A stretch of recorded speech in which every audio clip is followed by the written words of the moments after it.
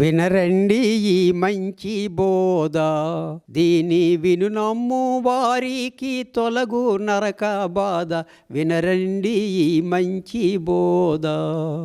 నన్ను రక్షించాడు నిన్ను రక్షిస్తాడు, నన్ను రక్షించాడు నిన్ను రక్షిస్తాడు. వినరండి ఈ మంచి బోధ, దీన్ని విను నమ్ము వారికి తొలగు నరక బాధ. వినరండి ఈ మంచి బోధ.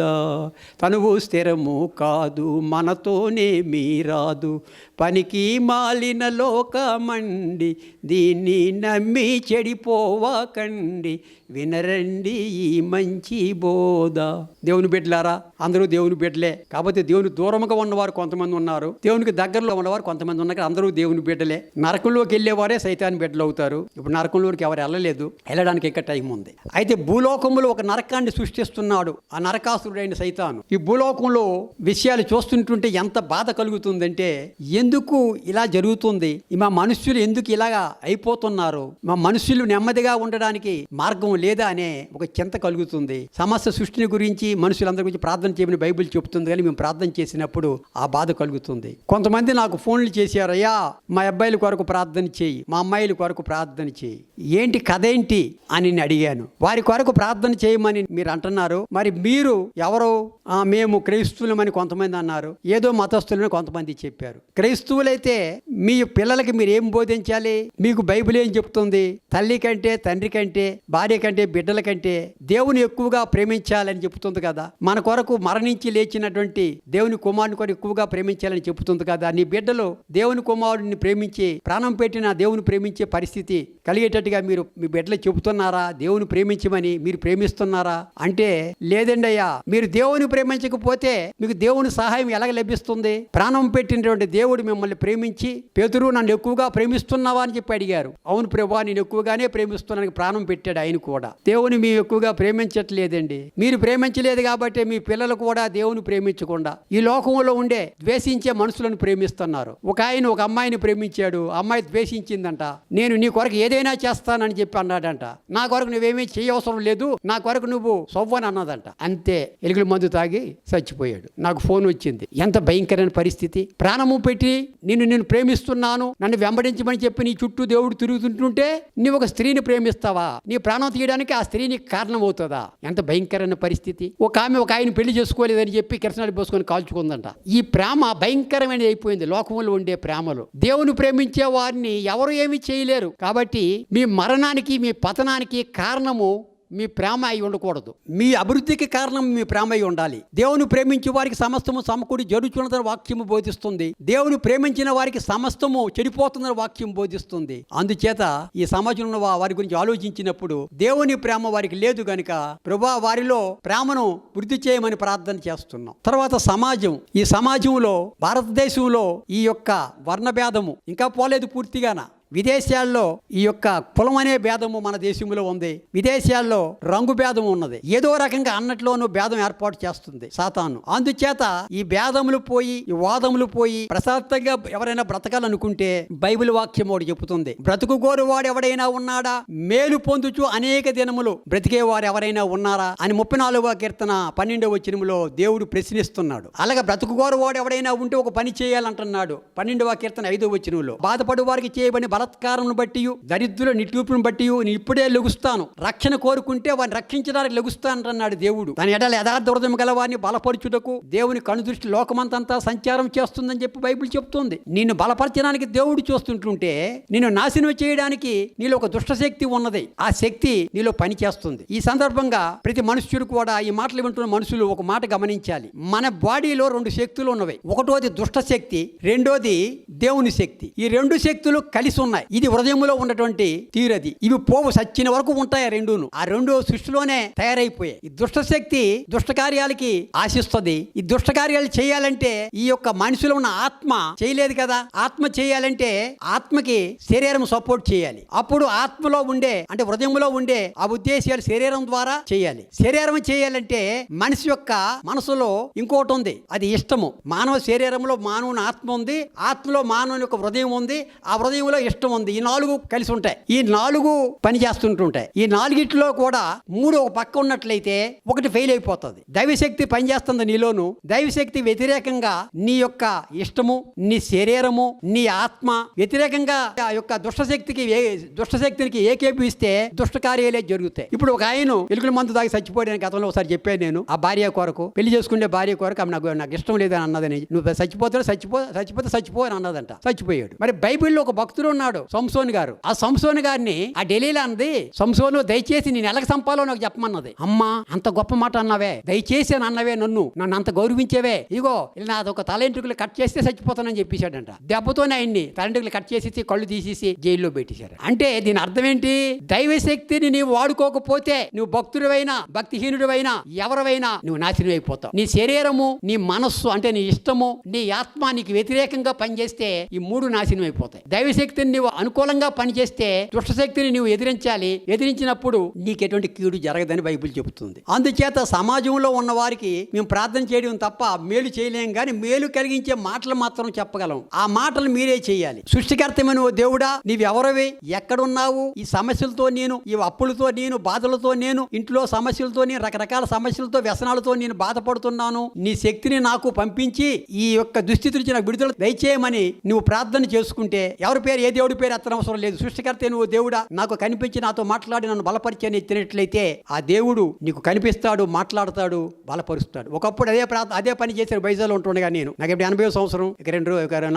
వచ్చే నెలలో 20వ తారీఖు, ఏప్రిల్ 20వ తారీఖు వచ్చేస్తుంది. 79 లాస్ట్లోకి వచ్చేసాం. ఇంతవరకు నాకు కళ్ళజోడ అవసరం లేదు, చూపు తగ్గలేదు, ఏ జబ్బు లేదు, ఏ షుగర్ గానీ బీపీలు గానీ ఏమీ లేవు, ఆరోగ్యంగానే ఉన్నాను. ఇబ్బందులు ఎన్నో పడ్డాను, భౌతికంగా నాకు ఎటువంటి ఇబ్బందులు లేవు. అయితే దానంతటికీ కారణం దేవుడే. దేవుని ప్రేమించే వారికి సమస్తము సమకూడి జరుగుతున్నదనే మాట బైబిల్ మాట నా ఎల్ల జరుగుతుంది. నేను అప్పుడు వైజాగ్ ఉండగా ప్రార్థన చేశాను. జ్ఞానాపురంలో ఉన్నాను, ఆంగ్లో ఇండియన్ స్ట్రీట్లో చదువుకుంటున్నాను నేను కాలేజీలో 1967లో. సృష్టికర్త నువ్వు దేవుడా, నీవెవరవు, ఎక్కడ ఉన్నావు, ఈ రకరకాలుగా చెబుతున్నారు. అక్కడికి రాని చుట్టము మొక్కిన వరమీన వేలుపు, మోహరమును తానెక్కిన బారిన గుర్రము గ్రక్కుని గదరా సుమతి అని చెప్పి పద్యంలో ఉంది. మొక్కితే వరమీన దేవుడు అవసరం లేదని చెప్పి అడిగి మొక్కొద్దని, చుట్టం దగ్గరికి వెళ్ళి ఏదో సాయం చేయబడి చేయకపోతే చుట్టాన్ని విడిచిపెట్టేసిమని, గుర్రం ఎక్కి పద యుద్ధానికంటే నీ ఎల్లనంటే ఆ గుర్రం వదిలిమని ఆ సుమతి శతకంలో రాశారు. చాలా మంది దేవుళ్ళు మొక్కుతున్నాను, ఏ దేవుడు నాకు కనిపించి మాట్లాడడం లేదు, నాకు కొత్త పరిస్థితిని ఇవ్వట్లేదు, నాకు అన్ని ఉన్నా నాకేం అవసరం లేదు, నాకు మనశ్శాంతి లేదు, అసలు దేవుడు అనేవాడు ఉన్నాడా లేడని అనుమానం ఒకటి ఇచ్చేస్తుంది నాకు. ఉంటే ఆ దేవుడు ఎవడైనా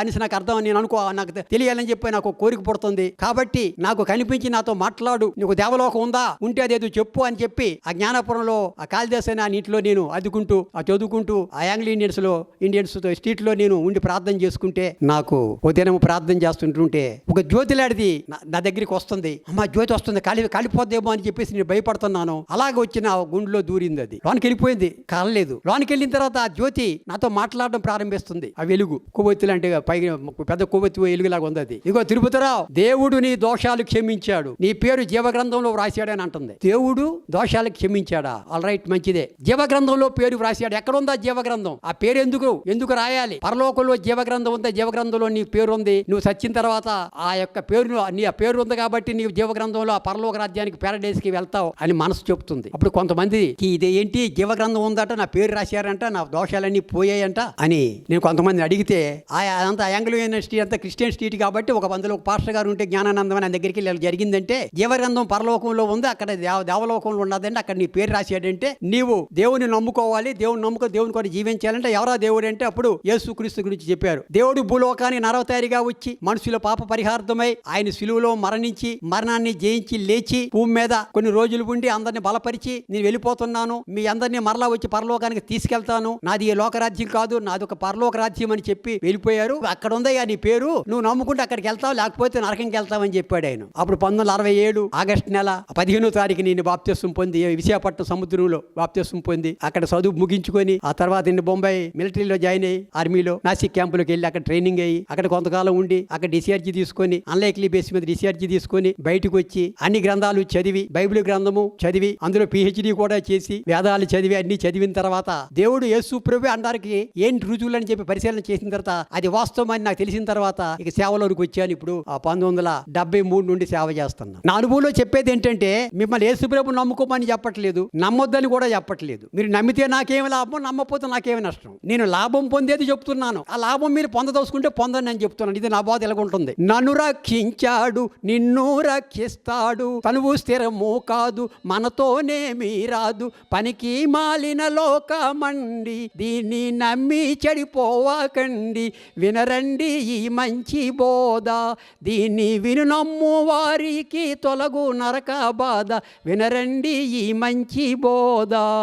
అంటే నరక బాధ, సచ్చిన తర్వాత నరకం అక్కడ పెట్టండి. బతికుండగానే నరక బాధ అనిపిస్తున్నారు మనుష్యులు. భార్యకి భర్తకి ఐక్యత లేదు, పిల్లలకి తల్లిదండ్రులకి ఐక్యత లేదు, పక్కవారితో ఐక్యత ఉండదు. అనేక సమస్యలతో మనుషులు సతమతం అవడానికి కారణం శనిగాడు ఉన్నాడు. ఆ శనిగాడే చేస్తున్నాడు. ఇప్పుడు తప్పులు ఆ సైతాన్ మీద పెట్టకుండా మనుషుల మీద పెడుతున్నారు, లేకపోతే దేవుడి మీద పెడుతున్నారు. వారి మీద పెట్టుకోవడం లేదు. కాబట్టి నేను మీకు మనవి చేస్తున్నది ఏమనగా, రక్షణ కోరుకునే వారికి రక్షించే ఒక రక్షకుడు ఉన్నాడు. ఆయన మీకు చూపించిన వరకే చేయగలం. ఇల్లు శుభ్రం చేసుకోండి, ఇల్లు ఊడ్చుకోండి, ఆ ఇంట్లోనికి పాములు రావు, జర్రులు రావు, బాగుంటది, చచ్చిపోతారు అవన్నీ వచ్చినట్లయితే అని చెప్పగలం. గానీ అదేది నువ్వు అంటున్నావు కాబట్టి నువ్వే వచ్చి ఊడ్చేసి మా ఇల్లు ఊడ్చేసి మా దోమలు వదలగొట్టేసి మా కప్పలు వదలగొట్టేసి పాములు వదలగొట్టి అది మేము చేయలేము. అది మేము చేసుకున్నాం, ప్రశాంతంగా ఉన్నాము కాబట్టి మీరు చేసుకోండి అని చెప్పి చెప్పడం జరుగుతుంది. ఆ పని మీరు చేయాలి. దేవుడు ఎప్పుడు కూడా ఆయన పని మనం చేయాలంటే మన పని మనం చేయాలి. ఇది మిస్టరీ. దేవుడికి సర్వశక్తి ఉన్నది, చేయగలడు. కానీ ఆయన పని మనం చేయాలంటే మనం చేయవలసింది చేయాలి. ఒక వ్యక్తి బాగా త్రాగుబోతుగా ఉన్నాడు, ఆ త్రాగుడు మానిపించి మనం చూద్దామని అంటున్నాడు. త్రాగుడు మానాలంటూ నువ్వు ఒక పని చేయాలి, దేవుడు మానిపిస్తాడు. సృష్టికర్త నువ్వు, దేవుడా ఈ వ్యసనం, త్రాగుడు వ్యసనం నన్ను పట్టి తాగలేక ఉండలేకపోతున్నాను, తాగుడు మీద విరక్తి కలిగి నేను మంచిగా బ్రతకడానికి నా శక్తి దయచేయమని నువ్వు కన్నీరు కార్చి ప్రార్థన చేస్తే అప్పుడు నీ ప్రార్థనలు విని అప్పుడు ఆయన శక్తిని చూపిస్తాడు. ఒకవేళ నువ్వు తాగుపోతుగా ఉండేటప్పుడు దేవుడిని మార్చడానికి వస్తే ఆ తాగుపోతులు లేట్ ఒకటి ఉంటాడు సైతాన్ గాడు. ఇదిగో నువ్వు బలవంతంగా మార్చొద్దు, మారిస్తే మాత్రం న్యాయం కాదు. అది నీ మత మార్పిడి చేస్తున్నావు, నువ్వు తాగుడు మార్పిడి చేస్తున్నావు, చేయడం తప్పది. వాడు తాగుతున్నాడు, తాగనే వాడు మానాలంటే నీ దగ్గరికి వచ్చి నేను శరణ కోరుకోవట్లేదు కదా అని అంటాడు. అందుకొరకు ఆయన మార్చట్లేదు. తాగుపోతులు మార్చేసేవాడు దేవుడు. నన్ను మార్చేవాడు, వాళ్ళందరూ ఎందుకు మార్చడు? మిలిటరీలో ఉండేటప్పుడు నేను ఎప్పుడు కూడా బ్రాంతి ముట్టుకోలేదు, పక్కలకి ఇచ్చేసేవాడిని. ఎందుకు తాగకూడదు అని అడగదు దేవుడు. డిశ్చార్జ్ అయిన వచ్చిన తర్వాత బాటిల్స్ ఇస్తారు, ఏ బాటిల్ కూడా అవసరం వదిలేశాను. ఎందుకంటే నీకు కీడు చేసే పనులు నువ్వు మానేసుకోవాలి. అప్పుడు నా ఎముకలు సత్తువ, దేహానికి ఆరోగ్యం ఉంటుంది. 80 సంవత్సరాల వరకు ఏ జబ్బు లేదు, హాస్పిటల్ ప్లీజ్ లేదు నాకు. నా పళ్ళన్నీ గట్టిగానే ఉన్నాయి, ఒళ్ళంతా గట్టిగానే ఉంది. అయినప్పటికి కూడా నేను సస్తాను. సచ్చిన తర్వాత మళ్ళీ లెగాలి కదా. లెగాలంటే యేసు పరివే మార్గం. చచ్చిపోయి లేచినాడు, స్వామి భక్తుల కగుపడినాడు, సచ్చినా నన్ను లేపుతాడు, లేచినాడు రా సమాధి, గెలిచినాడు రా యేసు, లేతు నన్నుతా చెప్పినట్లు లేఖనములో వ్రాసినట్లు, లేచినాడు రా సమాధి, గెలిచినా. ఆయన నిన్ను ప్రేమిస్తున్నాడు. నా కుమారుడా, నా కుమార్తె ఒకసారి నా వైపు చూడు. భూమికి ఆకాశం మధ్య వేలాడి సిలువలో నీ కొరకు నేను రక్తం కార్చి ఉన్నాను. నా చేతుల్లోంచి రక్తం కారుతుంది, కాళ్ళలోంచి రక్తం కారుతుంది, ప్రక్కలోంచి రక్తం కారుతుంది, శిరస్సులోంచి రక్తం కారుతుంది. కింద ఉన్న వారు హేళన చేస్తున్నారు, దిగురా, కిందకి దిగిరారా, అప్పుడు నమ్ముతామంటున్నారు. వారు ఏమంటున్నారు వారికి అర్థం కావట్లేదు. నేను దిగి వస్తే మీకు రక్షణ లేదు, మీకు సమాధే. నేను ఎందుకు చచ్చిపోయానంటే మీ సమాధి నుంచి లేపడానికి చచ్చిపోయాను. సమాధి చేశారు, సమాధి నుంచి లేచాను. ఇప్పుడు నేను ఆపు చేయలేడు. మీరు బాంబులు ఉన్నాయి, అణుబాంబులు ఉన్నాయి, ఏమున్నాయి గోల్ చేస్తున్నారు చేస్తున్నారేమో.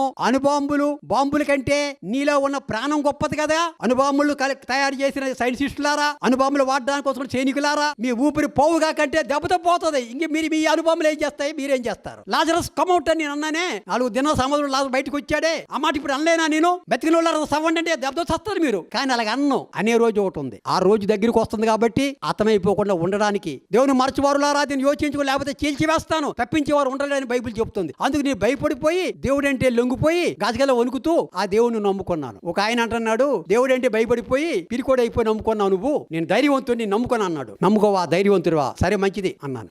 ధైర్యంతో రైమని వెళ్ళిపోతున్నాడు మోటార్ సైకిల్ మీద. దెబ్బతో లారీ వచ్చి గుద్దింది, ముక్కలైపోయాడు. ఇప్పుడు ఏమైపోయింది? ఆడు చచ్చిన తర్వాత ఇప్పుడు 30 సంవత్సరాలు బతికి ఉన్నాను నేను. కొనకడు మన దేవుడు ఎన్నడు నిద్రించడు, కను పాపగమము కాపాడునెప్పుడు మేము భయపడము, ఇక మేము నీ రాకపోకలో నేను కాపాడుతాను, నీ బిడ్డలను కాపాడుతాను, నీ యొక్క ఆరోగ్యాన్ని కాపాడుతాను, నీ ఆయుష్ని పెంచుతాను, నీ పనిలో ఆశీర్వాదం ఇస్తానని చెప్పిన దేవుడు నీకు అవసరం లేదా? ఆ దేవుడు యేసు ప్రభువుని రుచి చూసి తెలుసుకున్నాను. నమ్ముకుంటే ఆరోగ్యం లేని వారికి ఆరోగ్యం వస్తుంది, ఆపదలు ఉన్న వారికి ఆపద తప్పుతుంది, దరిద్రులైన వారు ఆశీర్వాదం పొందుతారు, సచ్చిన తర్వాత పరలోకం వెళ్తారు. మరి నేను పొందింది చెప్పాలి కాబట్టి చెప్పకుండా ఉండలేదు. ఎంతవరకు కూడా చెబుతూనే ఉన్నాను, తిరుగుతూనే ఉన్నాను. అందుకొరకు దేవుని బిడ్డలారా, ఇది మత మార్పిడి కాదు, దుష్టత్వం మార్పిడి. క్రైస్తవులు చేస్తున్నది మత మార్పిడి కాదు, దుష్టత్వం మార్పిడి. దుష్టత్వ దుష్టత్వాన్ని మార్చమని చెప్తున్నారు. అంతే. దుష్టత్వాన్ని మారిస్తే ఎవరికి లాభము? క్రైస్తవులకు లాభమా? పాస్టర్లకు లాభమా? నో, ఎవరు మారితే వారికే లాభము. అందుచేతను ఈ పని ఎవరైనా చేయొచ్చు. ఎవరైనా అలాంటి పనులు చేసి సంతోషిస్తాం. మేము దుష్టత్వాన్ని మార్చుకొని మంచిగా జీవించే పద్ధతి ఎవరైనా బోధిస్తే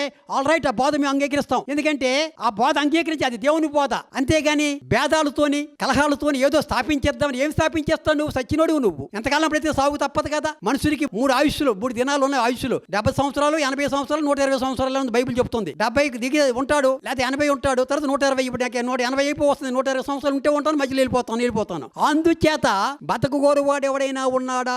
మేలు పొందుచు అనేక దినాలు. కడుపులో ఒక దినం, భూమి మీద ఒక దినము. ఇప్పుడు సచ్చిరోలు ఉన్నారు సమాధిలోను, అది ఒక దినము. మళ్ళీ లేచే దినం ఒకటి ఉంది. అక్కడి నుంచి అనేక దినాలు, ఇంకా అంతులేని దినాలు ఉంటాయి. ఇక్కడ దేవుడిని మిమ్మల్ని లేకపోతే ఆ సమాధిలో, ఆ పాతాళ లోకంలో, ఆ నరకంలో పడే ఏడుస్తారు. ఆ లేచినట్లయితే యుగ యుగాలు తరతరాలు ఉంటారు. అట్టి గొప్ప ఆశీర్వాదం పొందడానికి యేసు ప్రభు నందు విశ్వాసం ఉంచండి. యేసు ప్రభు అని ఇష్టం లేని వారికి ఒక సలహా ఇస్తున్నాను. సృష్టికర్తమైన ఓ దేవుడా, నువ్వు ఎవరవే? నువ్వు నా కొరకు ఏం చేశావు? నిన్ను నమ్ముకుంటే నాకేం వస్తుంది? నమ్ముకోకపోతే నాకు జరిగే నష్టం ఏంటి అని నువ్వు ఓపిక కట్టి నువ్వు ప్రతిదినము ప్రార్థన చేసుకుంటే నాతో మాట్లాడిన దేవుడు నీతో కూడా మాట్లాడతాడు. అనేక మందితో మాట్లాడుతున్న దేవుడు మాట్లాడి ఆయన దైవత్వాన్ని నీకు చూపిస్తాడు, ఆయన గొప్పతనాన్ని నీకు చూపిస్తాడు. దాని ద్వారా మేలు పొందు. సత్యాక పరలోకం నరకం తర్వాత సంగతి నువ్వు చూసుకుందు. ఈ బతికుండగానైనా భూమి మీద మంచిగా బతకాలి కదా. ఆ మంచిగా బతకడానికి కూడా మార్గం ఆయనే. సత్యాక నరకం తప్పించేవాడు ఆయనే గనుక ఈ 2 రకాలైన దీవుళ్ళు పొందడము ఇదే ఆ పునరుత్థాన సందేశం. You remember Jesus Christ use rise from dead అని అన్నారు. యేసుక్రీస్తుని జ్ఞాపకం చేసుకో. మరణాన్ని లేచాడు. మరణాన్ని లేచాడు కనుక మనకు పెద్ద శత్రువు మరణమే. ఆ మరణాన్ని మనం జయించాలంటే, మరణం జయించే వాని ప్రక్కలో ఉంటే ఆయన మనకు మరణం జయింపు చేస్తాడు. ఆ యేసు ప్రభుని నమ్ముకోవడానికి 2-3 కారణాలు. ఒకటోది భూలోక జీవితము పరిశుద్ధముగా జీవించడము. రెండోది తోటి మానవులను తన వలే ప్రేమించరు. మానవుని కొరకు తోటి వారిని ప్రేమించి నేనే తక్కువ వాడిని వారు ఎక్కువ అనుకోరు. తోటి మానవుని ప్రేమించడం. మూడోది ఏంటంటే దేవలోకానికి వెళ్ళడానికి దేవుని ఎక్కువగా ప్రేమించడం. నిన్ను నువ్వు ప్రేమించుకో, నీ కార్యక్రమాలు చేసుకు ఎవరు వద్దంటలేదు. ఆ తర్వాత ఇతరులను కూడా ప్రేమించు, వారికి కూడా కొంత సహకరించు. మూడోది నిన్ను పుట్టించిన దేవుని ప్రేమించు, దేవలోకానికి వెళ్ళడానికి ప్రయత్నం చేయు. అట్టి గొప్ప కృప దేవుడు ఆయన నమ్ముకున్న వారు అందరికీ అనుగ్రహించును గాక. God bless you.